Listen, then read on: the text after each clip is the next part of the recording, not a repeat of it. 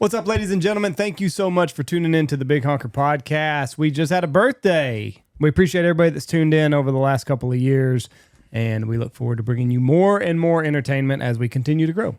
This podcast is brought to you by the boys up in the Pacific Northwest, Pacific Calls. Whatever you're looking for, they have a call for you, and we have a promo code. You can use the promo code BHP25, and you can save 25% off of your entire shopping cart at checkout. If you're looking for a duck call, goose call, turkey season's going on right now. They have amazing turkey calls. 25% off. Use our promo code BHP25. Go to Pacific Custom Calls today. Get whatever you need. Shipped straight to your door. Great guys. Proud to be associated with them. Next, we are brought to you by Dirty Duck Coffee. If your coffee sucks, it's not the duck. Warmer months are here, and their cold brew coffee is easier than ever before. It comes in a can now, so you don't have to go brew a whole batch of cold brew coffee if you don't want to. They still got that option if you do, but it comes in a nice little can now. So head over to dirtyduckcoffee.com. You get your coffee shipped straight to your door. No matter what kind of coffee guy you are or gal, they have a blend for you. My favorite right now is the Suns Up Guns Up and the highly caffeinated one. The high velocity? High velocity. Yeah, that's the word I'm looking for. And then as we get into summer, I'll be switching over to the cold brew. So check them out, dirtyduckcoffee.com. If your coffee sucks, it's not the duck. Up next, we are brought to you by Boss Shot Shells. Listen, get your shells shipped to you soon. The shortage is going to be real. Everybody's been screaming from the mountaintops that this is going to happen. Get your shells shipped to you. You're going to need to be ahead of the curve here. New products coming out. We got dove load. Going to be some different type of waterfowl loads coming out. So stay tuned. Check them out. Go to bosshotshells.com. Next, we're brought to you by Dive Bomb Industry. Whatever you're hunting, they have something for you. They have put silhouettes back on the market. They're what we use out here every single day. Their products hold up. You got to get the bags, though. Helps you stay organized. I am a organization freak when it comes to my trailer. So if you're going to buy decoys, you need to buy the bags. It's non-negotiable. Stay organized. They've also got floaters. They got a floater line out. Got most of the ducks that you be going after. Kind of a one-stop shop, boys and girls. Head over to divebombindustries.com today, and they still have their end-of-the-season closeout sale going on. You can shop and save right now at divebombindustries.com. Up next, we are brought to you by the boys in Missouri, Logan and Rebel, with the Looking Glass Podcast. Great guys. They're hilarious. Head over to their Patreon account right now. Get subscribed to it, and then you'll have access to their entire library. Got a nice bourbon review going on, so if you're a bourbon drinker, they got something for everybody, and they're great for long road trips. Good guys, great stories. Just don't listen to them when your kids are in the car. That is right. Head over to their Patreon, the Looking Glass Podcast. You're welcome. Up next, we are brought to you by Mossberg. This organization goes above and beyond every single year that we have our Gold Star hunt. They take care of our kiddos that we have coming out here, providing them with shotguns, and we cannot thank them enough. They're a great organization and a great company to be with. Go spend some money with Mossberg. They spend a lot of money and take care of our kids. Well worth it. Go check them out at mossberg.com. Check out that 940 waterfowl gun. It's got Maddie Robertson's stamp of approval. By God, it can have yours. mossberg.com. Up next, we are brought to you by Lucky Duck. They are the leader in spinning wing decoys. Dove season is closer than you think, and the dove actually like the spinners. So set them out there. They'll decoy just like the ducks. If you've never dove hunted over decoys, you don't know what you're missing out on. Yep. I mean, it's just like shooting teal. Yeah. It makes a lot of fun. They'll land right in them and stuff. You can get a group of guys set together. Instead of being spread out, you can sit together, put out a bunch of decoys, put them wings going, get them spinners going, and you're shooting birds just like you would duck hunting. But you ain't got to be serious about it. You can visit, enjoy time. It's a social deal. Check them out at luckyduck.com. They also have 5-star crash test rated kennels. So put your four-legged hunting buddy in one of those and feel safe on those long road trips. Great people, luckyduck.com. Next, we're brought to you by Mallard Bay. If you have a fishing trip this summer or a hunting trip this fall coming up, it is easier than ever before to book your next outdoor adventure. Head over to mallardbay.com It's simple. Type in where you're wanting to go, what you're wanting to do, and all the results will pop up right there, and then you can go from there. Takes the guesswork out of booking your next outdoor adventure. MallardBay.com. It's easier now than ever before. Check them out. Next, we're brought to you by Mitch Hall Chevrolet. The only place I shop, just was in the shop the other day, got Michelle's Tahoe service. They take care of you. Great customer service. They got a full line of vehicles right there. They got some brand new Tahoes. We'll be doing closeout sales here pretty quick because the 2026 vehicles, matter of fact, will be out in about 3 months. Hard to believe, isn't it? That's right. Yeah. You probably, it's Christmas. It's Christmas in the spring with tax refund season. So spend your tax refund on a new vehicle. Nice down payment. For well-qualified buyers, which means people that got good credit, me, 0% for 60 months. Hell yeah. Mitch Hall, Haskell.com. Give them a call, 940-355-0460. Do a little bit of price shopping. Have some fun. Up next, we're brought to you by Shin Gear. These people do not miss. Whatever they put out is the tits. I wear their bibs every single day that I'm out in the field.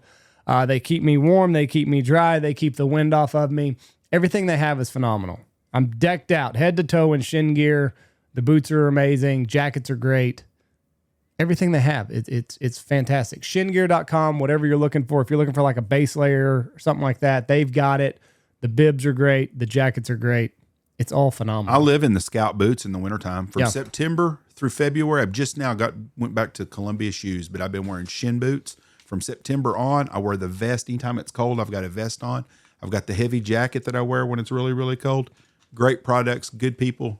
Go to shingear.com. And they will always take care of you. They have a guarantee that they will stand behind their product for as long as you stand in them. So if you ever have a problem with anything Shin Gear, you send it back to them, and they get it right back out to you in a timely manner. Customer service. They take care of you, so take care of them. Shingear.com. Up next, we're brought to you by Ducks Unlimited. For 85 years, no organization has done more than Ducks Unlimited. They are the leader in wetland conservation. Ducks Unlimited conserves, restores, and manages wetlands and associated habitat for North America's waterfowl. We would not have ducks if it were not for great organizations like Ducks Unlimited. Find a chapter, join a chapter, start a chapter, whatever you got to do. Get involved with Ducks Unlimited because they put ducks back into the sky. In these drought years when the wetlands are down, if it wasn't for Ducks Unlimited, we really wouldn't have any ducks. So become a proud member of Ducks Unlimited. Support them. Go to the Ducks. We'll have the Ducks Expo in Memphis, Tennessee in August. Come by and see us. We will be there. We will have a booth set up for Stanfield Hunting and the Big Honker podcast, and we will be there with Boss Shot Shells. Ducks.org. Last but not least, Stanfield Outfitters, StanfieldHunting.com.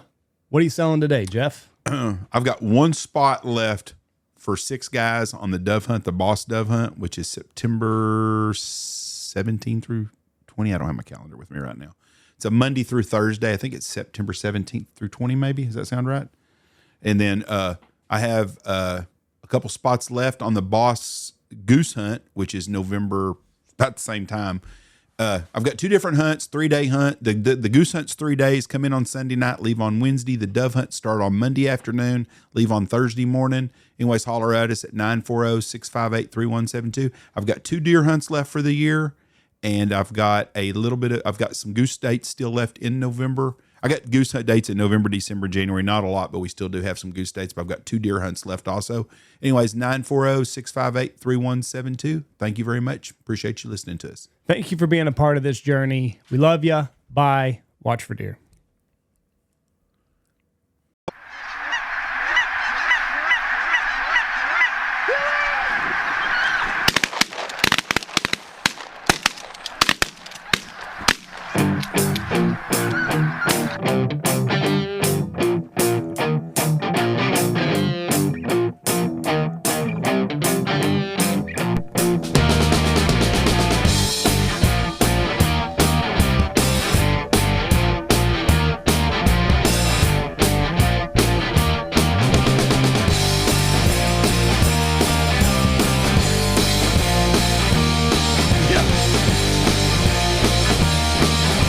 Here we go. 3, 2, 1. Boom! And welcome to the Big Honker podcast, brought to you by Dive Bomb Industries. I'm Jeff Stanfield with the world famous Andy Shaver. July, we look forward to seeing Get choked up there, son? Oh my goodness. We look forward. It's allergy season here in Texas. We look forward to seeing everybody at the Squad Fest. Going to be at the new headquarters. So make sure July you come out and see everybody. It's going to be a great time. I didn't realize how dry it was in Nebraska right now. What's that got to do with dive bomb? I just thought about just how dry it was in dive bomb. I mean, dive bomb. I was talking to Blake yesterday how dry it is, and we had all these big rain chances here coming up, and now they've taken them all out. And if we don't get rain in May, we don't usually get rain till September, so we might be looking at a pretty dry streak here. Okay, with us today, Captain Charlie from the Aleutian Island Waterfowlers and the Cold Bay Adventure Lodge. How are you doing, sir? Good. How you guys doing? Thanks for having me on the Big Honker podcast. I've been looking forward to it. I've been talking to you for a couple of years, and finally our schedules worked out. We're glad you're on here with us. Are you in Alaska now, or you're in South Carolina? The Carolinas, right? Yeah, we're down in the Carolinas. We have a winter office. We come down for a couple months and spend some time with our family. My wife's from the Carolinas, and kind of gives us a good central location to run around and do a few seminars and shows and marketing for the wintertime. So we like to, after spending 8-9 months in Bush, Alaska, freezing our ass off, wet and cold, it's kind of nice to get down where it's a little bit warmer and relax. Now, when you're out, you go to Kodiak Island or Aleutian. What's the town out there where the Japanese attacked at? Well, that was out in Dutch Harbor. Dutch Harbor, yes. You hunt out that way, right? In the January. We do. Our January hunts are on St. Paul Island, which are 700 miles out into the Bering Sea. So yeah, it's straight out. It's straight north, about 300 miles north of Dutch Harbor, and about 300 miles west of King Salmon off Bristol Bay. So it's just straight out into the Bering Sea. And then we have our main lodge in Cold Bay, Alaska, which is about 600 miles down the peninsula, right at the end before you get to the Aleutian Islands. It's a gateway to the Aleutian Islands. Do you get sick eating king crab legs out there? We have crab probably once a week. I mean, we can put our own pots out for subsistence use. So yeah, we get, king crab, Dungeness crab, some Apelio crab. I'm a little bummed out now because they're having some problems in the Bering Sea right now, and they shut down the crab processing plant in St. Paul Island, which was always real famous. When the guys came out to do the king eider hunts, we always had fresh crab out there. So now I've got to ship some crab in, and the price of crab's gone up. So I'm a little bit bummed out about that. But yeah, we have some real good food with crab and halibut and shrimp and salmon. So yeah, nobody goes hungry up in Alaska with us. What happened in the Bering Sea? What are they restricting now? Well, the quotas, the overall catch quotas. COVID started it when the COVID kicked in. They shut down the island of St. Paul because it was a private island controlled by the Native Corporation. And they basically just for health reasons and security reasons, they shut down the island and they closed the plant down for 2 years. And once they closed the plant down, the big seafood companies started sending big offshore processor ships out there, and they realized that it was cheaper to run an offshore processor plant with the smaller quotas than it is to run a big shore plant, a shore-based plant operation.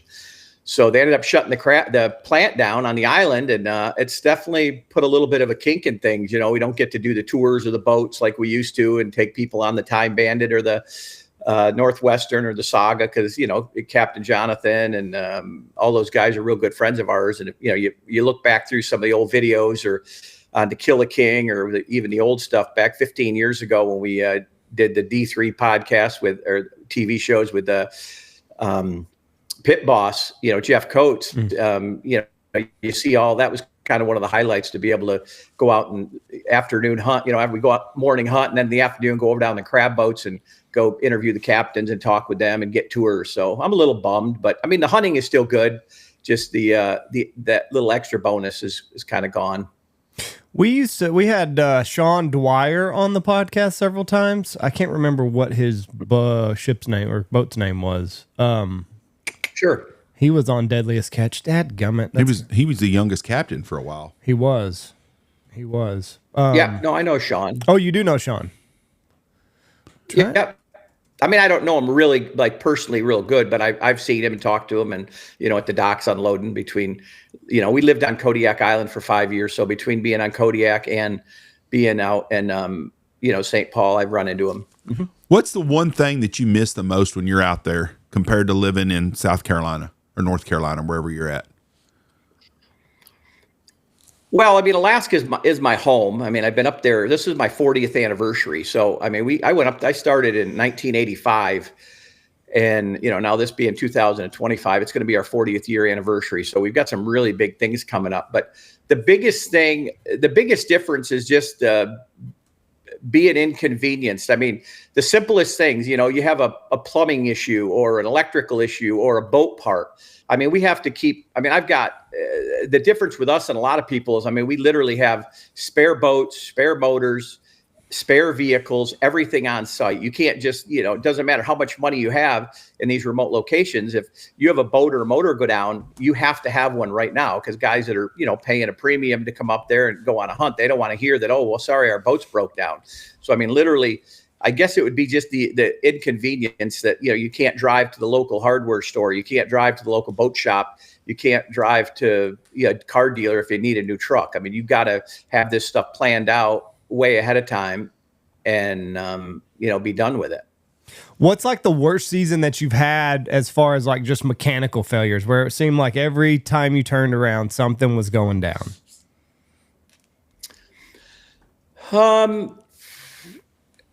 A couple years ago, on my big tender boat in Cold Bay, when we were shooting Life on the Edge, because we just finished shooting 2 seasons on the Outdoor Channel with Life on the Edge, a TV show about our family, and pioneering the hunting and starting a new camp.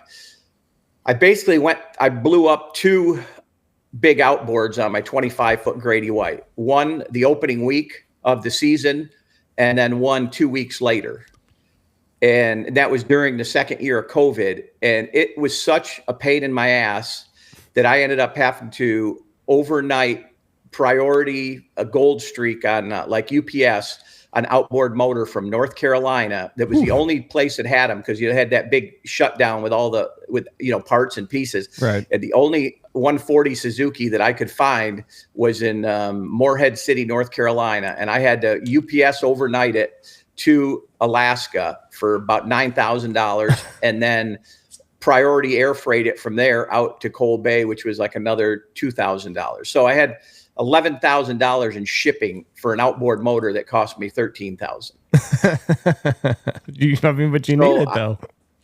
Yeah, and I will say that was the biggest pain in my ass, because and cost, and and at that point we were still shut down for a few days, but I had another boat, and it wasn't that important that we had to be out in the big boat tendering right then. We were doing other kind of activities. But when you've got a film crew of 4 people there and you're filming a national level show, 10 1-hour shows, and your main boat goes down and you can't find a motor. There was none in Anchorage, none in Seattle, none anywhere, and we just had to have, that's probably the worst nightmare that has happened.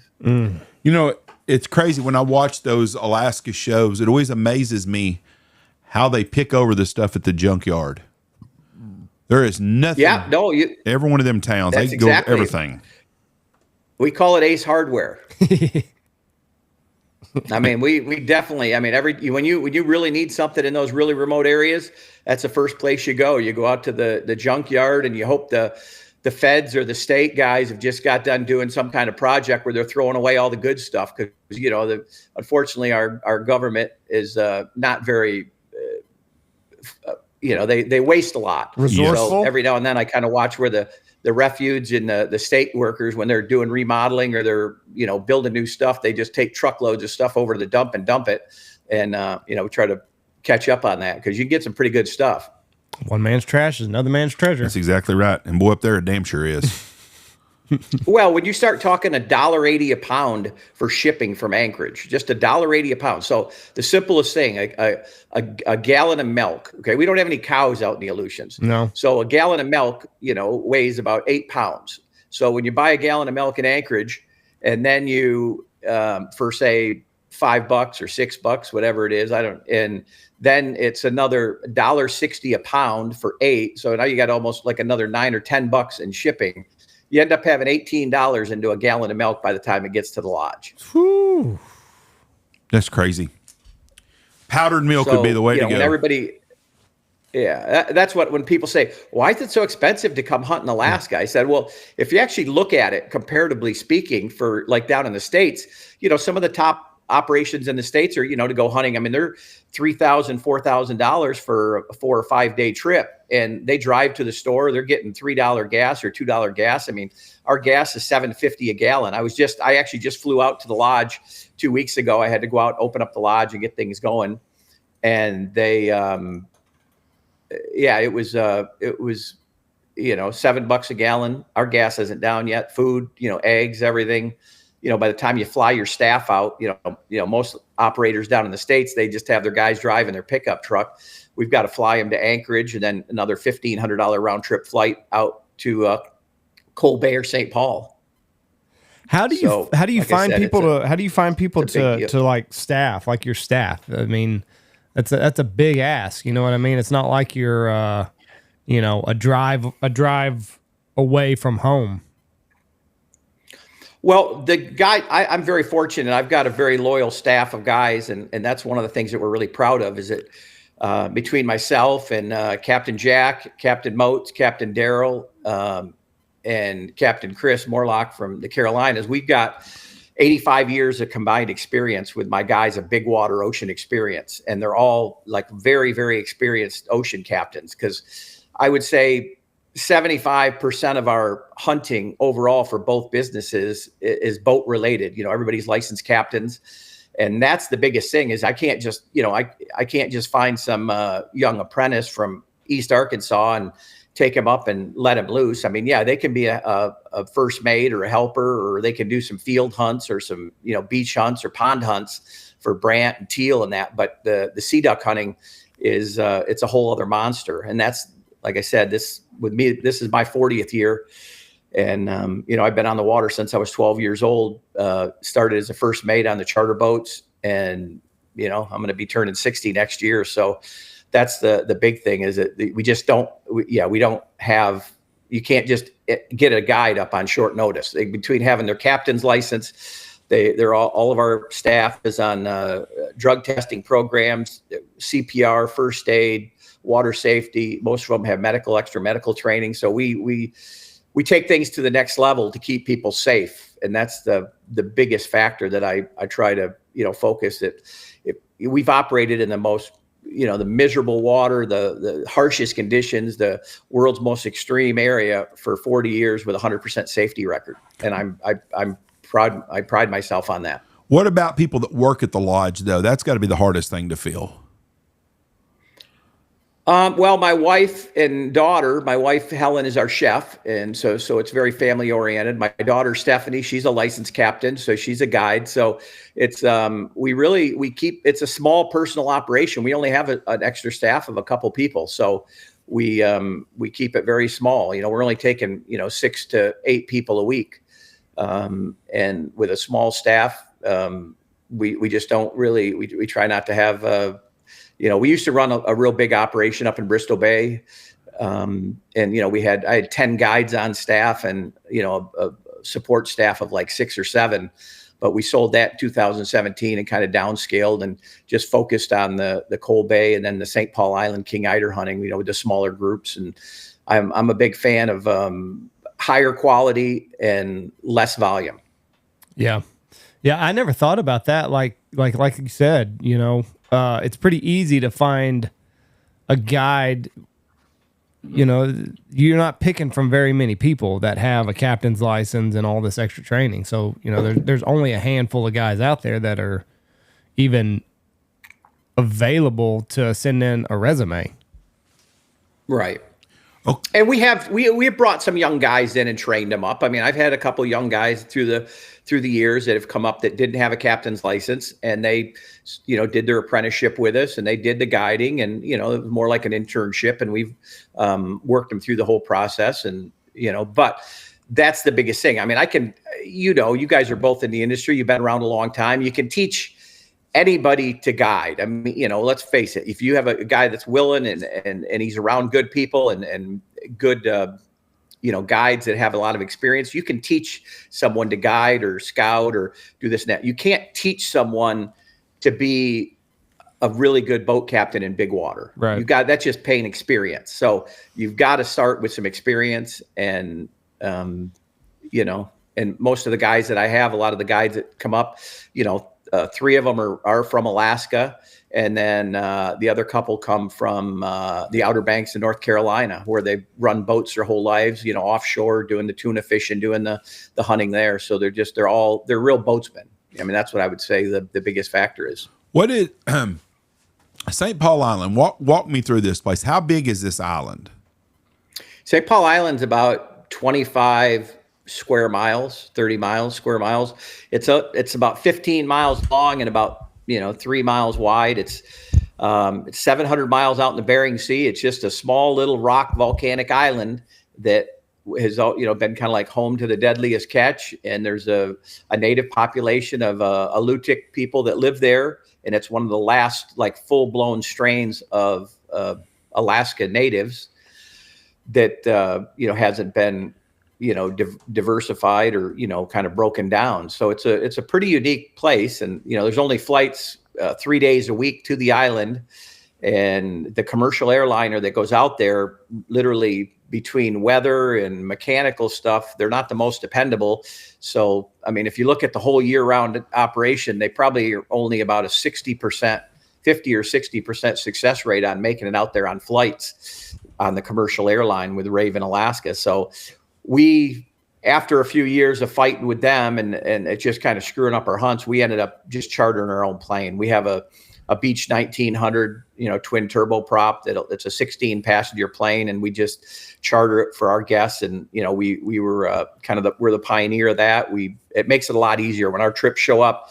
People all stay at the same hotel in Anchorage, and then we have a van pick them up, take them over to the shuttle, and our charter flies them right out. And then when that charter flies back, the group that was there the week before, goes back on it. So, being 700 miles out in the middle of nowhere, it's pretty remote. That's like the biggest logistical challenge that, like I said, people don't realize that, a charter for us to fly from Anchorage to St. Paul is $23,000. So are we having, I'm assuming the Coast Guard has got a base or I guess a base. I don't know what you'd call it there. The Coast Guard do have a base that they use temporarily on St. Paul. Cold Bay, Alaska has a permanent base now where they keep a helicopter and a small rescue crew. So, but at St. Paul, there's not a Coast Guard deal there. Well, there is a base, but it's inactive right now. It's kind of like a standby base if they're out there and they need to use it. But they don't keep after the big cut down with the crab quota and the amount of boats out there and the traffic, they've kind of mothballed it a little bit, just put it in a temporary maintenance status. So it's just sitting out there kind of if they need it. I figured the Navy and the Coast Guard would have a place there. Well, there's a lot of stuff starting to change, with all this stuff going on in the Far East, with Korea and China and Russia. They're talking about doing a lot of different things and opening up some of the other bases again. So we'll see what happens. I'm not sure. How many grocery stores are on St. Paul? There's one little grocery store, a little AC store. And, you could pretty much get what you need there. But again, a frozen $10 pizza down here is $25. A case of bottled water is $44. Good wow. Lord. I'm assuming y'all have fresh water on the island. Yeah, we do. They actually have some like artesian springs that come out of the one little mountain on the island. And so we do have really good, fresh drinking water. But we end up shipping, a lot of supplies in ahead of time, on a freighter barge that goes there twice a year. So we have to, plan for one of those 2 trips, and we'll put, 3 or 4 pallets doing a Costco run and just load up 5,000 pounds of groceries and supplies and send out on that. Can you imagine, just for the average person, they don't realize this, when you order from Amazon and you live there, how long does it take? Like if I order from Amazon, 2 to 3 days max, and I've got my stuff. People live in big cities, they get same day deliveries from Amazon. What are y'all looking at? 2 weeks? We do actually do some Amazon stuff, Amazon Prime and that. In St. Paul, you're looking at probably 2 weeks. Is it still 3 weeks? Is it still free shipping? Sometimes, but not always. Some things are not. They put stuff on weight restrictions on certain things, like the heavier stuff. Well, we take because it still has to go air freight. There's only one freight company that flies out there, and that's Ace Cargo. So the Ace Cargo is the only freight plane that flies to St. Paul Island, and then the ships only come twice a year. So anything like that still got to go air freight. So yeah, it's expensive. Your first year in business, 1985. I gotta imagine, like, we're talking about 2025, and it's still a pain in the ass to get things up there. Probably hadn't changed much. It's got to have changed in 40 years. It's got to be way easier now than it was in 1985. Getting everything up there. Oh yeah, those first few years were. It was a straight adventure expedition every day. I mean, you just never knew who's going to kick you in the teeth or what's going to happen. And again, I was 19 years old in 1985 when I started guiding. So I came up there from upstate New York as a young 19-year-old kid with a dream. And, I had a captain's license and a dream, and I started working for a fishing lodge in Bristol Bay. And then, one thing's led to another.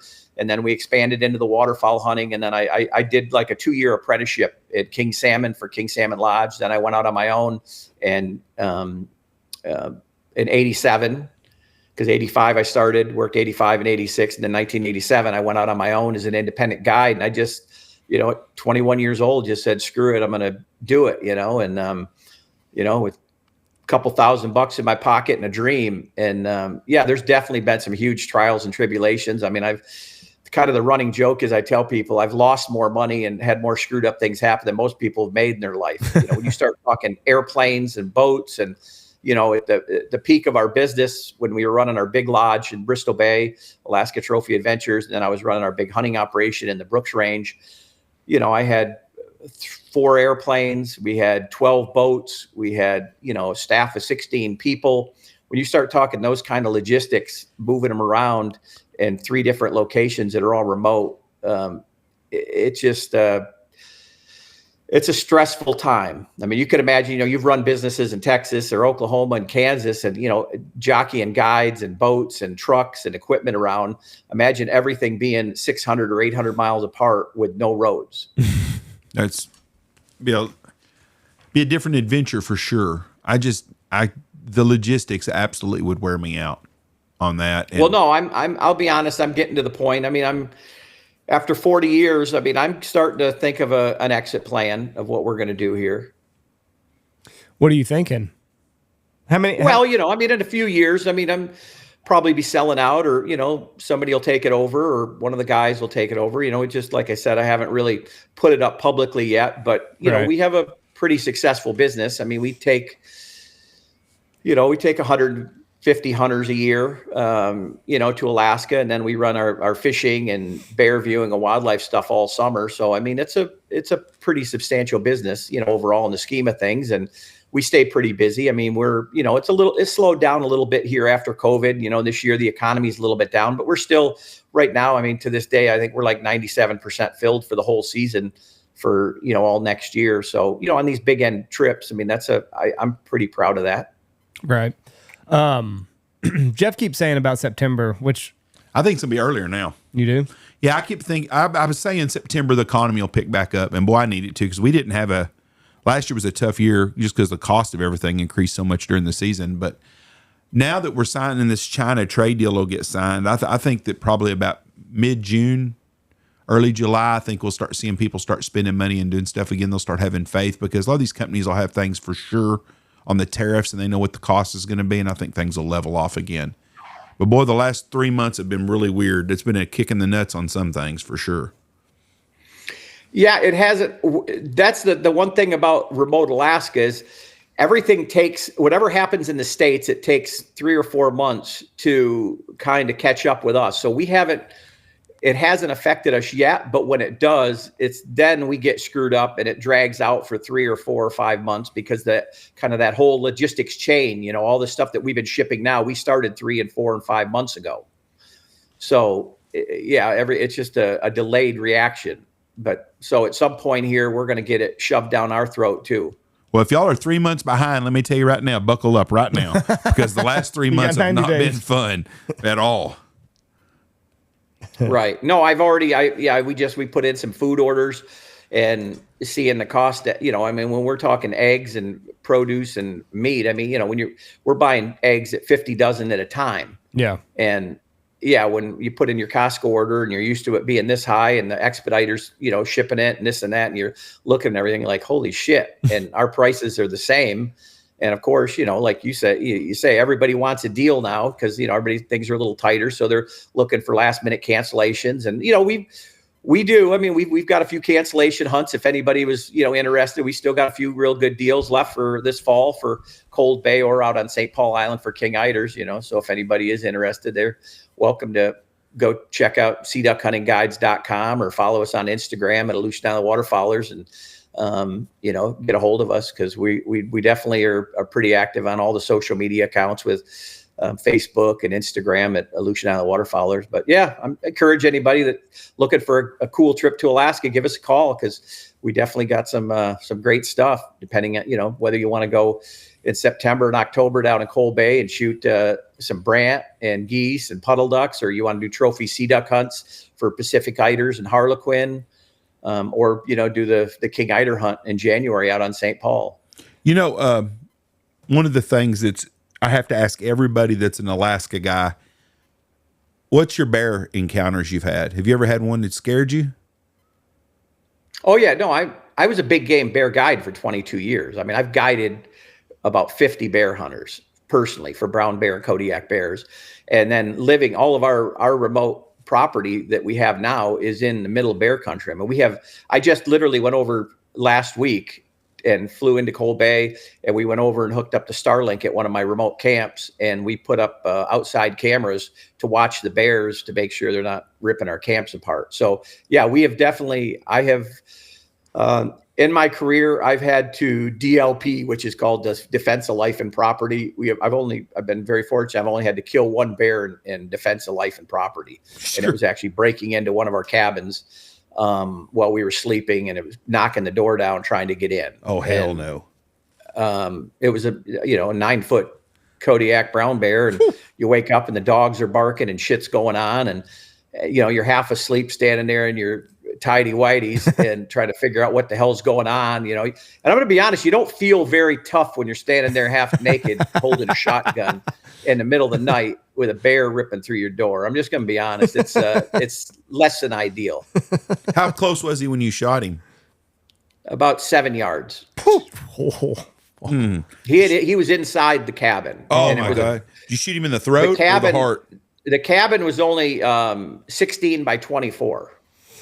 Mm-hmm. Oh my God. Did you shoot him? And he was inside, he had knocked the door in and he was inside the doorway. The dogs were biting on him and chasing him and barking at him. And I'm standing there with my back to a wall, literally about, 6 yards away. My whitey tidies wouldn't be too white after that. It'd be pretty brown and a little bit of yellow in the front. Did you shoot him in the throat or the chest or the head? Well, kind of right in the throat and chest. I mean, the dogs were distracting him. I had my 2 labs were on him, kind of trying to stop him.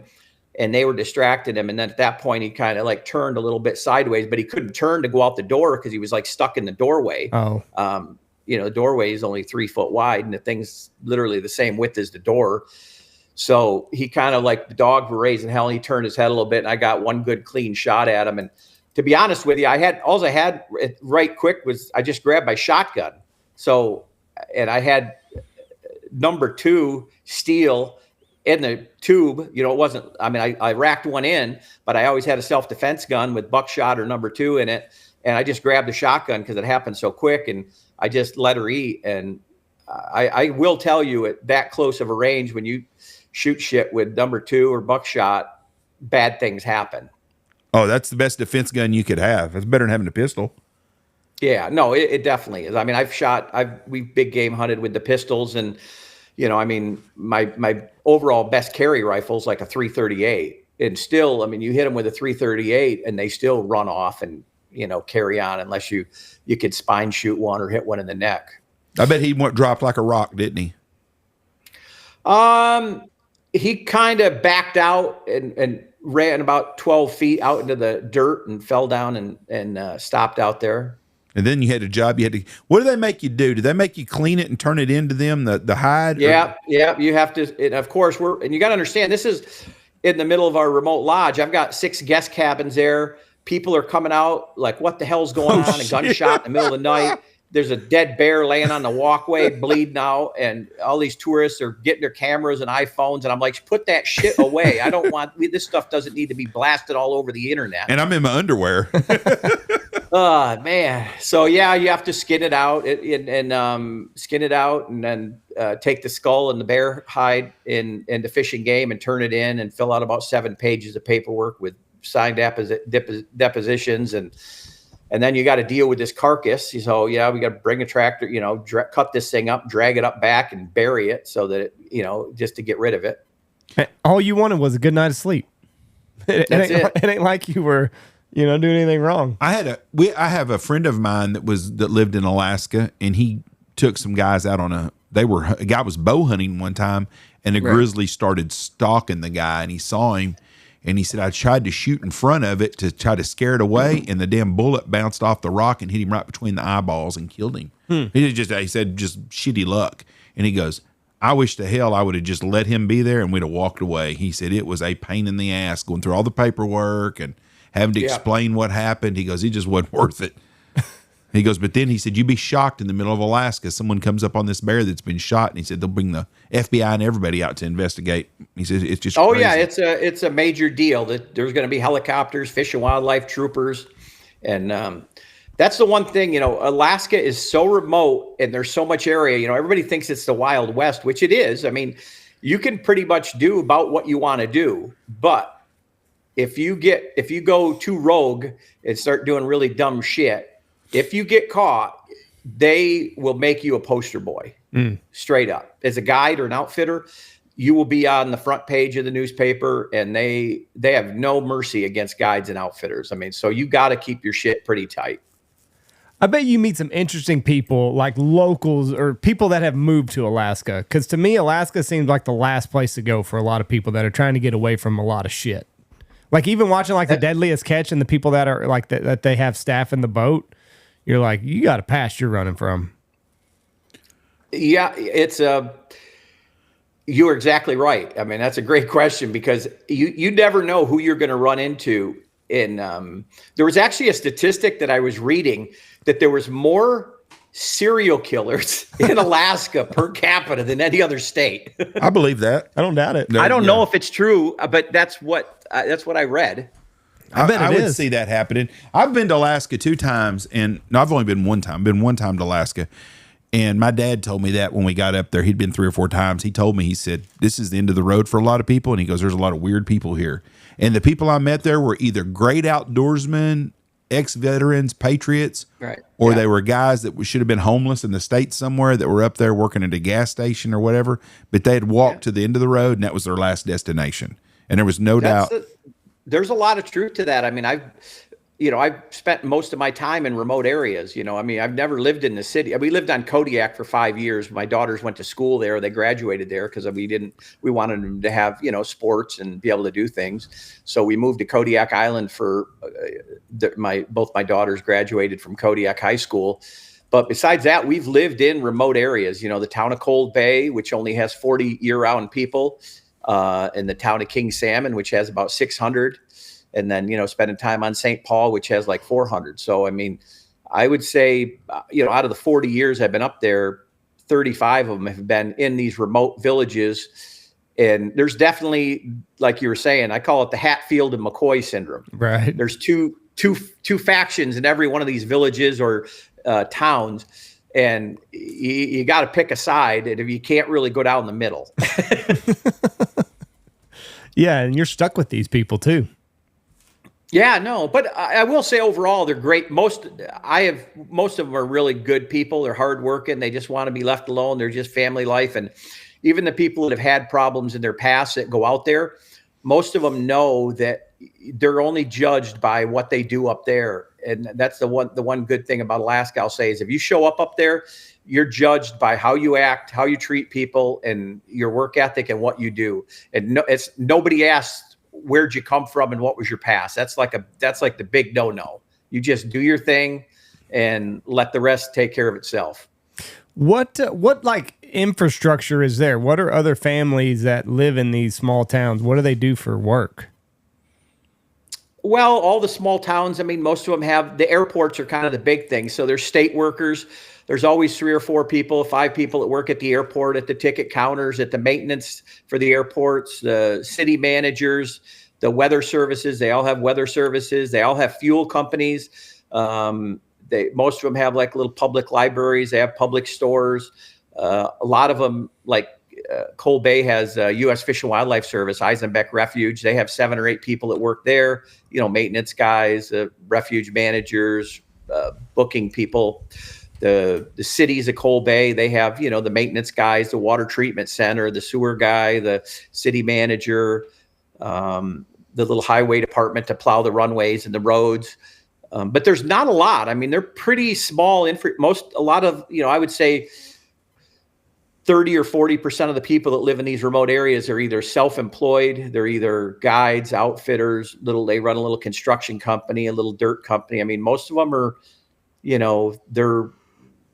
it's probably 40 to 50% are self-employed and work for yourself or take care of your own stuff, where the other 50% work for the state or the city or a federal employee. I'm looking about 50 people live in Coal Bay. Alaska is the highest rate per capita for serial killers. 7 victims for every 100,000 residents. So if there's a million people that live in Alaska, there would be 70 victims that are done by serial killers. California leads away with 1,744. Right. Well, but they got 40 million people too. But Alaska is the highest serial killer per rate. And they say the reason why is because of the long, harsh winters. Right. I guess make people go crazy and want to kill somebody. Well, there's a real thing behind when they call cabin fever. I mean, it's not a joke. Yeah. And that's why, like I said, after this many years up there, we just decided it's better for us and better for everything just to leave for a couple months to get out, take a break from the stress and the anxiety and the dark, cold, shitty winters. What's the longest that you've been had to huddle up inside the cabin? I mean, we've had some pretty big storms over, not so much anymore because we don't really have a cabin. We've got a 5,000 square foot lodge in Coal Bay, 3 stories, a big workshop downstairs. I've got 4-wheelers, boats. So, modern day, you might have to honker in for 2 or 3 days for a storm, but that's not terrible. The big thing is you've got to keep yourself busy. You got to go down in the shop and screw with some decoys or work on 4-wheelers or clean your outboards or work on guns, or there's always a project. So even in the off season, there's always something to build, something to do, something to fix. If you're not motivated to keep yourself going, that's when you have problems. Guys that are a little lazy or they're just not motivated, they tend to drink a little too much and do a little too much drugs. And then, like they say, the being not active is the worst thing for you. It's just, the devil's playground. It's just when you don't have a purpose. Yeah. Start hitting that hooch early in the morning. Yeah. And then you got the, like you said, you got lack of sun. Your days are short and most of it's dark. So, and most people don't realize how big Alaska is. It's huge. Yeah. Right. It's Texas, Montana, and California combined. It's bigger than all 3 of them combined. Right. No, it is. And that's what I tell people.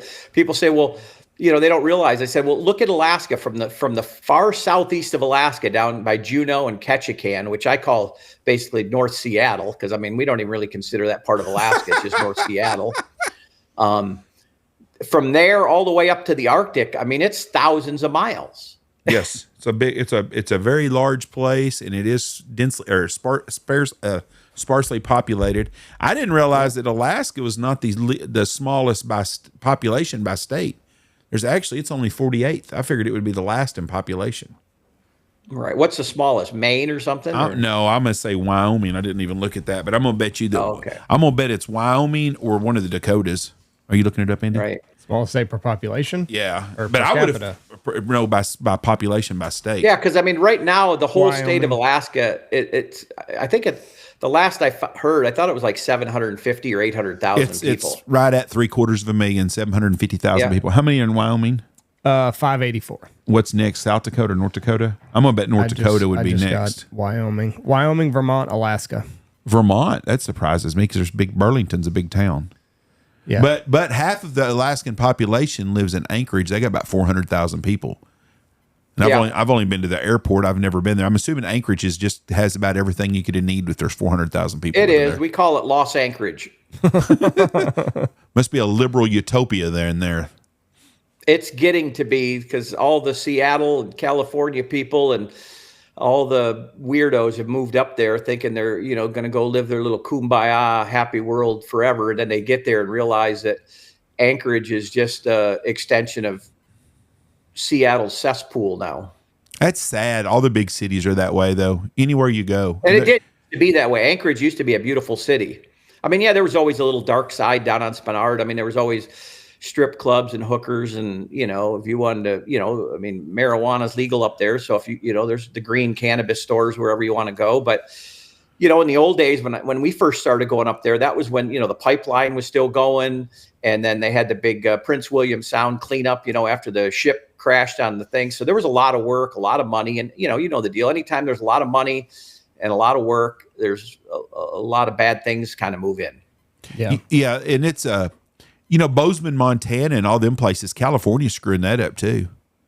Yeah, no, I know it's the whole world's changing. Unfortunately, I'm not sure what's going to happen, but we're just, we're pretty much self-sufficient. I mean, out in Cold Bay at our homestead and property. I mean, we're set for 3 or 4 months at any time. I mean, I've 7 freezers full of food, enough fuel, heating oil, vehicles, boats, ammunition. I mean, if it goes over 3 or 4 or 5 months with something really bad, then we're going to have to start thinking about it a little bit. But up till that, I mean, we've got our own generators, our own solar stuff, our own Starlinks. I mean, we're pretty much self-contained. I got vehicles. Let me tell you, if it goes 3 or 4 months, you're only going to have about 5% of the population you're going to have to contend with. I think most people, if shit really got that bad to where you were living off of your 3 or 4 month supply, there ain't going to be many people left.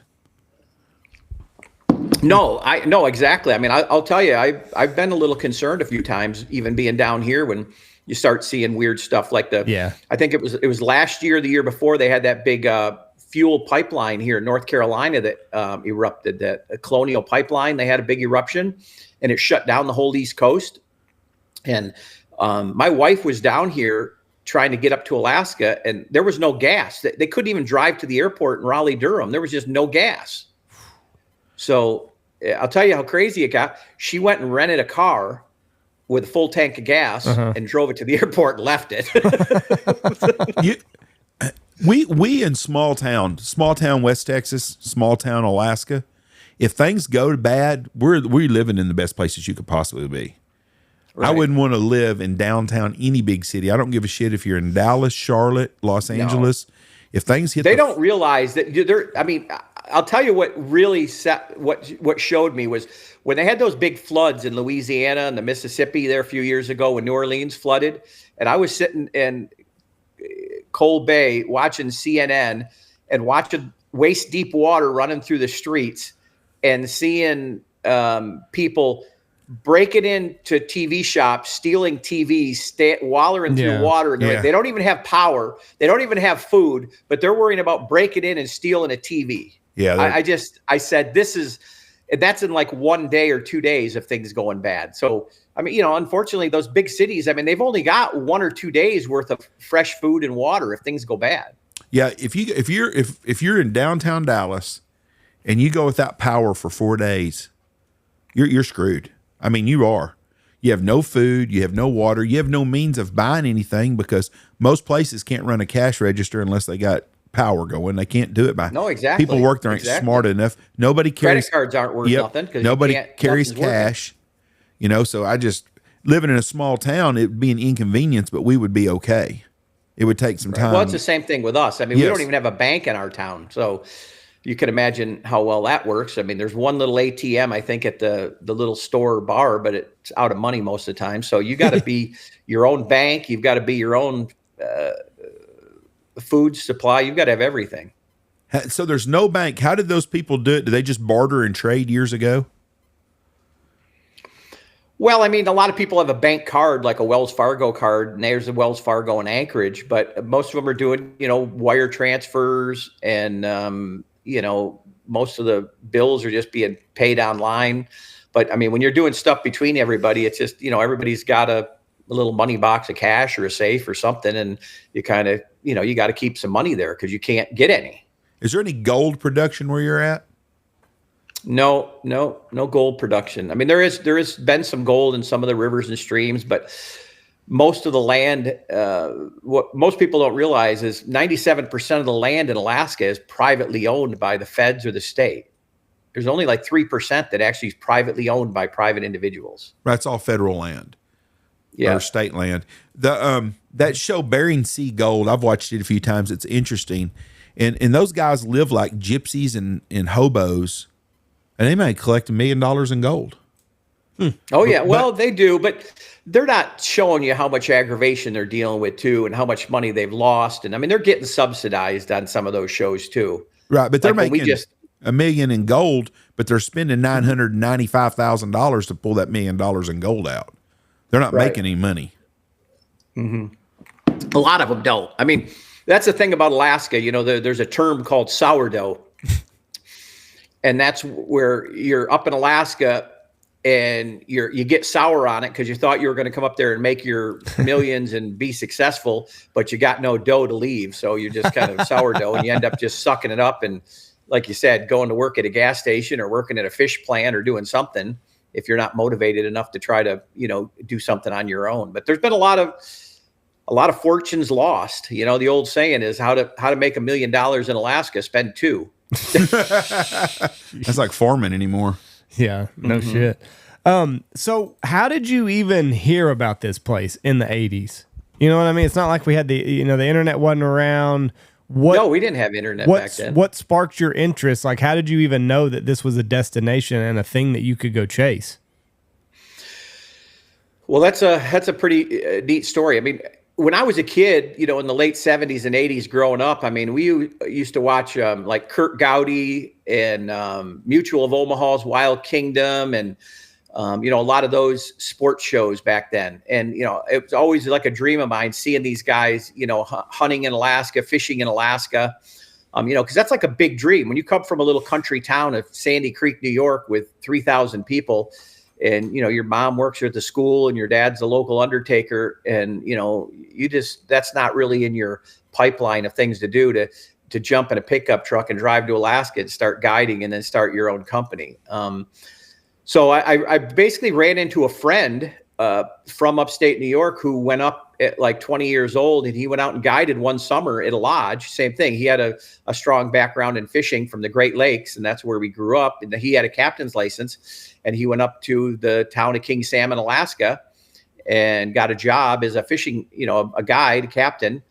And he told me about how it was a cool experience going up there, and they're out, this and that. And then it was just, I was fortunate, when you talk about timing, that in 1985, prior to 1985, the Coast Guard didn't require the guides to have a captain's license in Alaska in all these remote areas. So it was pretty much just a free for all. So, but in 1985, the Coast Guard buckled down and said, listen, we're giving you guys a 6-month reprieve, and every guide that's operating a boat, whether it's a 16-foot John boat in a river or in a pond or a lake or anything navigable, you've got to have a captain's license and you've got to be on a drug program.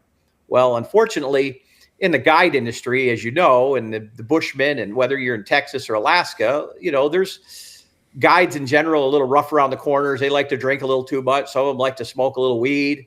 And it basically, all the lodges up there couldn't fulfill they couldn't get half their staff to have captain's licenses. A lot of them couldn't pass the test. They weren't eligible. They couldn't pass the drug test. So it just happened to be that year, 1985, when I went up there looking for a job, that every lodge in Alaska had to have a licensed captain that could pass a drug test. And I showed up, and I called 5 places and got 5 job offers. And so it kind of, you talk about timing.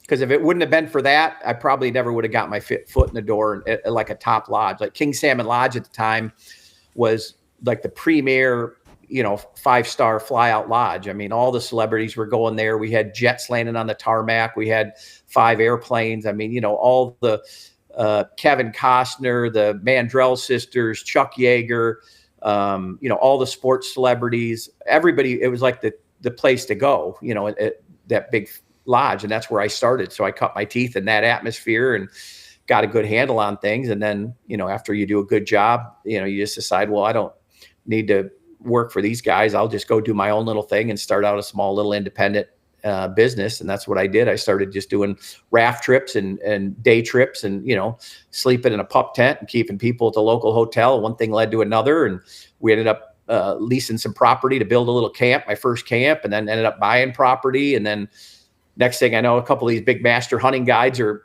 seeing me around and hearing about me. And they're like, hey, you want to go work for us? Because we know you got all your shit together. You want to go, start doing bear hunts and moose hunts for us. And, and then I ended up learning to fly. So, it was kind of one of those things after surviving a couple airplane crashes. I'm like, you know what, if I'm going to be up here in Alaska and I'm putting my life in somebody's hands every day, I'll take my own chances with myself. I'm not going to let some other dumbass crash and kill me. So, I ended up starting to fly, and I think in at like 23 or 24, I started my pilot's license, kind of went up through and then, now I've got about 7,500 hours flying bush planes, Super Cubs, 185s, 180s, 206s, floats and wheels. So yeah, no, it's just kind of the natural progression. How many plane crashes were you in? In 40 years, I have survived 3 plane crashes. What happened? One of them was a catastrophic engine failure where the engine just quit. It just straight up, an oil pump just quit working. A $600 oil pump, the diaphragm pump just shit the bed and the oil stopped pumping. And at that point, the engine overheats and it seizes up. And where you are is where you are. And if you're in a shitty spot, you basically got to land. You're either going to land with a little bit of speed and a little bit of glide, or you're going to, stall it out and auger in and become a human lawn dart. So that was one of them. One of them was we blew a wheel, blew a tire on a landing on an off airport landing up in the side of a volcano, landing going ptarmigan hunting. So we blew the wheel, and you touch down at 60 miles an hour and hit a sharp volcanic rock, and it blows the sidewall out of a tire. And next thing you know, the airplane starts cartwheeling over end over end and gets demolished. And when the dust settles, you kind of shake yourself off and see if everything is in one piece, and you get out. And, that was the second one. Then the third one, we got carburetor ice, flying in the spring, just visible moisture in the air with the temperature, and started getting icing on the wings. And we had to keep going lower and lower and got carburetor ice, and the engine started spittering and sputtering. And the same thing, you're better off to land while you have a little bit of power than land with none. Right. So you end up, hopefully you got a good spot to land. And unfortunately, again, I was on Tundra tires and a bush plane, and it was high tide. So we couldn't land on the beach because there was no beach to land on. And we ended up having to land in the tundra and big 3-foot moguls, big whoop-de-doos and ditches and creeks, and you end up hitting, and you end up, catching the wheels and bounce once or twice, and then you cartwheel over and demolish the airplane. So yeah, I've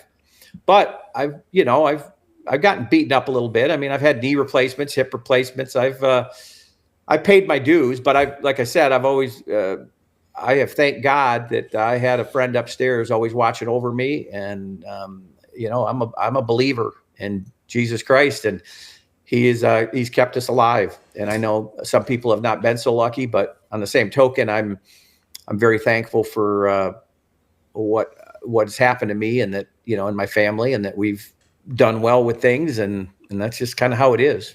Amen, brother. Go ahead, Andy. When you had the plane crashes, did you have any injuries or just bang you up a little bit?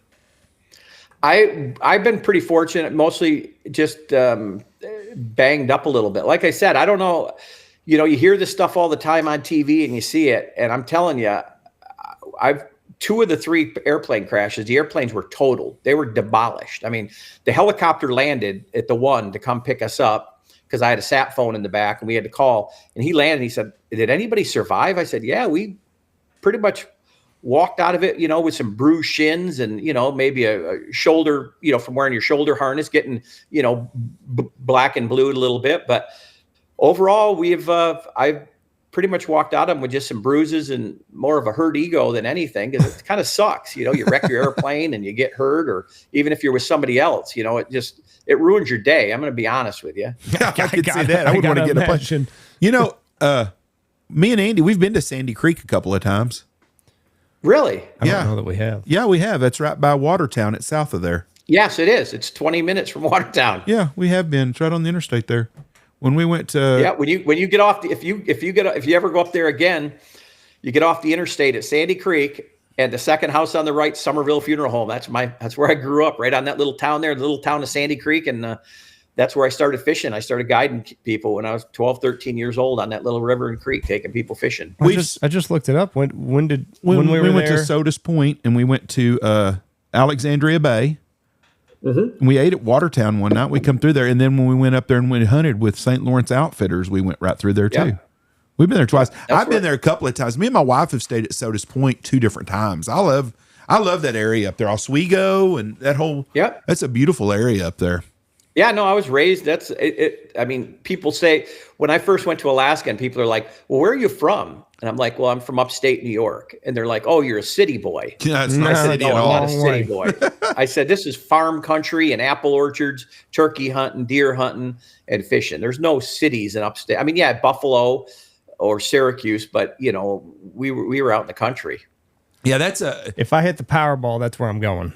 I would love to live up there. It's beautiful. That Alexandria Bay and around Millionaire's Row. That's where I'm going. I'm planting my place right in the middle. Right there by Bolt Castle? Right by Bolt Castle. We're going to be neighbors. Me and Bolt. Yeah, there's good hunting. Exactly. That's why I'm going to go up there. It's beautiful. The fall is amazing. The autumn is amazing. Yep. The colors changing. Great hunting. I'm going to go right on Millionaire's Row. We're actually, my daughter Stephanie just went up and visited my dad, and they took the St. Lawrence Island Uncle Sam's tour, where they take you around the boat islands and all that. We did that. So we went. Yeah, no, it's a small world. Yeah, it's a beautiful place. We've been up there. I think me and Michelle have been there 3 or 4 times. I love it up there. And then, and Rochester, their airport's easy to get in and out of. Mm-hmm. And it's just that area. If people have never been up there, upstate New York is absolutely beautiful, and I highly recommend it. It's one of the most beautiful places in the United States, and it's not overpopulated like a lot of places are. No, it's actually depopulating. A lot of people, like in my town, when I go back to visit, a lot of people have left just because the industry. There's just not much going on up there. Everybody always tells me when I tell them, just like Andy said, that's where he was going if he wins the lottery. Everybody says, yeah, you say that till you have to spend December, January, February, and March there. Jeff, I got the money. I'm coming back, baby. Okay. Go to Mexico in the summertime or in the winter. I'm going to pay somebody to live on my castle on Millionaire's Row. And I'll go somewhere else. Yeah. Go over and hang out on Bimini for the winter. Yeah, that's exactly right. But it's a good place. So how do you scouting? You know what I mean? For the birds, for where you're going to hunt. Do you have just places where you know that they're going to be, or do you have to take a boat out every single day to be like, okay, this is where we're going? Well, again, there's 3 different hunts we're talking about. We're talking about in September and October. You're talking where we go brant hunting, lesser Canada goose hunting, puddle duck hunting, and then some salmon and halibut fishing. That's what we call kind of like the cast and blast in Cold Bay. That, there's not a lot of scouting involved because the whole world population of black brant live in Eisenbeck Lagoon. We get 160,000 brant that stage up for 2 months in the lagoon. So you pretty much just drive out to the one boat ramp, launch your boat, you go north or south, whatever way you pick. I mean, we've got 4 or 5 different spots, and you just drive. I mean, as soon as you're launching the boat, there's 20,000, 30,000 birds sitting right out in front of you. Right at the boat ramp. So, we try not to hunt, close by because, maybe the local people or some local, natives are hunting there, or the DIY guys, but we'll just jump in the boat, run down the bay, maybe 4 miles, 5 miles, set up on a beach. I mean, we did that big show with Dive Bomb a few years ago that's still online. It's like one of the biggest viewed shows. I think they had like I don't know, I think 400,000 or 500,000 people have watched that. Now that was a really good show when we did that with them. And I mean, that's, if anybody ever wants to see exactly what we do, that was like, just type in Brant hunting with dive bomb and it'll show you the whole deal. I mean, they came up the first week in October and we just wore them out. You know, I think we shot 4 banded Brant that week, and, you know, limits of geese and lessers and some Aleutian cacklers and, you know, nice mixed puddle ducks, plus do a little fishing. And we actually shot an emperor goose that week, but, you know, they've shut down the emperor goose hunting now temporarily. So we're going to have to wait and see how that all shakes out. Charlie, where did I meet you at? Did I meet you at Squad Fest, or did I meet you? Yeah, I was at Squad Fest Turkey? A couple of years ago. And then I've seen you at the NWTF, I think, over the years. Yes, you know, I've been yes, sir. Different years. I've seen you. Yeah, I mean, I've pretty much been around, you know, every major show at one point or another. I mean, we don't really do a lot anymore. I mean, now I just do Harrisburg show every year. We did NWTF last year. We're going to be at the, you know, it's hard for me to get down here in the summertime because we're so busy, and in the fall. But I am going to be. Unfortunately, I'm not going to personally be able to make Dive Bomb this year. I kind of rotate around, do different ones. I'm going to try to do that Delta waterfowl at Oklahoma City. So yeah, we're going to be there. I've got a double booth there, and I've got one of my clients from Texas coming up to help me, Tony Abbott. He's going to sit in the booth and help me, and I'll be there personally. So yeah, if anybody wants to swing by and say hello, we'll be at the Delta show here the end of July. I will see you at Delta. I'm going to come buy you a beer and visit with you. I've really enjoyed getting to talk to you again. You're a very interesting man. One of the more interesting people in the waterfowl world. I mean, there's a lot of them, but I like you do something unique that a lot of people haven't done. I got a lot of respect for you. I've been in business for 30 something years, and you've been in business for 40 years, and people don't realize what it takes to stay in this business a long time. And my hat's off to you for that. Congratulations. And you've been very, very, very blessed. But I'm also very jealous of you, not because of the Alaska stuff, because I don't think I'd want to do that long. But I'm jealous of you for getting to grow up in upstate New York where there's seasons and it's beautiful. And I bet you had some hellacious stories if your dad was the undertaker in town. Oh, yeah. No, I was straight up. I mean, we had the best Halloween parties ever. my uncle worked for a funeral home when he was in high school in a little town of Higginsville, Missouri. And he picked a body up at the hospital. And it hadn't been embalmed or something. It had some gas or something in it. And it set up in the back, and he wrecked the hearse.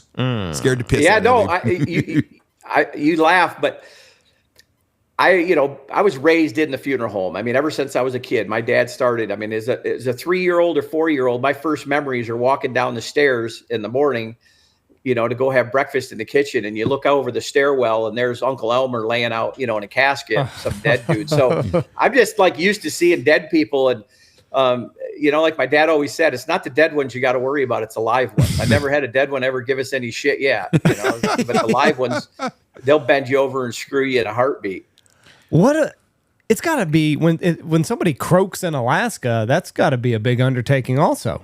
That is a pain in the ass. Yeah, no, when you die in these remote areas, unattended deaths, they've got to fly your body to Anchorage. And I mean, literally, this is on a cargo plane. They got to like zip you up in a box or a bag and put you in a cooler, fly you to Anchorage, have the doctors deal with it, the coroners.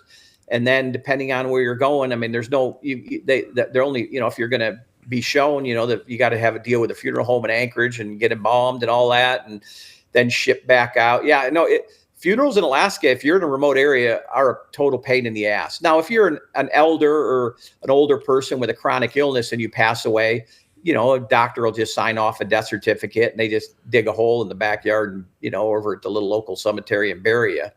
But, you know, it's a pain in the ass. I mean, it's something that I'm always thinking about and talked with my family of what we want to do. And, you know, I've actually buried a couple, I've had a couple past guides and friends and family members that wanted to be buried in Alaska and spread ashes. That's a whole other story. Long time ago, when I first went up there, I was young. I was like 25 years old. And my dad said, "Hey, I've got this guy that was in the military and he died. And his wife asked if she wants me to get the ashes spread in Alaska. Will you do it for me?" And I'm like, "Yeah, no problem, Dad. I'll hook you up." Right. Well, I'd never tried to dump ashes out of an airplane flying around the Brooks Range. And as you can imagine, it's like rolling your window down in a car and trying to dump a flour bag out the window. Needless to say, it did not go quite like I'd hoped. And, at 100 miles an hour in a Cessna with the window popped open, and you're trying to dump a coffee can or a little urn out the window to spread their ashes over the Brooks Range, and the shit's blowing back in your face, getting all over in the airplane. And I'm just like, oh God. I said, you got to figure out a little better way. Yeah. And so but anyway, that's what I said. This shit happens. It's how much fun can you afford, or how much fun can you stand? Is kind of the real motto on that. Right. Jeff's dad, he wanted his ashes spread, so we went to where were we? We were in Michigan, Sault Ste. Marie, Michigan. We were going to spread his ashes in this harbor, and the ashes would float out, and it'd be this big moment. Well, we dumped it in the water, and it just sunk right to the bottom. Like it's 4 or 5 inches of water, nothing deep, right? And he just sinks right to the bottom, and we all see it. Like we were expecting it to like float on top and drift out with the waves. It was not that way. It all went straight to the bottom. And we were like, oh, shit. I've been talking with my daughters, and there's only a couple states in Alaska, or a couple states in the United States, that you can actually do like the old Viking funeral, where they put you in a little boat and fill it full of wood and send you to sea and let you go. Because that's truly, I mean, it might sound kind of weird, but I've been on the water my whole life, and if that's what you do and you're a boat captain and you've been on the water your whole life since you were a kid, why do I just want to be buried in the little local cemetery and become bug food? I mean, worm food. It's like, what? It's just not me. So we're trying to figure out if we can legally do that in Alaska right now, so that if something happens to me, they just, like I said, stick me in a little layout boat, fill it full of diesel fuel and some wood chips, and send me out to sea and light it and let her eat and go to where I belong with the ducks and the fish. After they do that death certificate, ain't nobody going to know anyways. Pretty much. I mean, you only need a permit to get buried. If you don't get buried, you don't need a permit. Yeah, right? I mean, you're basically just, all you're doing is cremating yourself. So good for you. I used to be wanting to be buried because I was always scared to death of fire, and now cremate me, put me in some Boss shotgun shells, and leave me on death row. We got a shelf here with decoys with dead people in them that have worked here, and put me on death row around the lodge, and then throw me, and then let me go everywhere someone goes and travel and throw a little bit of me out. It's not me anyways. It's crazy when you're younger, you think that's part of you or your family, and grandma's not laying out there in the cemetery out west of town. There's nobody there. It's just a marker. So go do what makes you happy. And if being buried at sea like that, no Viking deal, I think that'd be pretty damn cool. I think it would be. I think that's damn cool, and I think that'd be a hell of a tribute to somebody. So put my shotgun in there and a couple decoys and let her eat. Yep, very good. Hell yeah. Well, hey, Charlie, we appreciate you being on here, man. Thank you so much for taking out your time. I will see you at Delta in Oklahoma City, my friend. And if there's anything we can do, please let us know. Enjoy the Carolinas. Yeah, no, I had one last thing.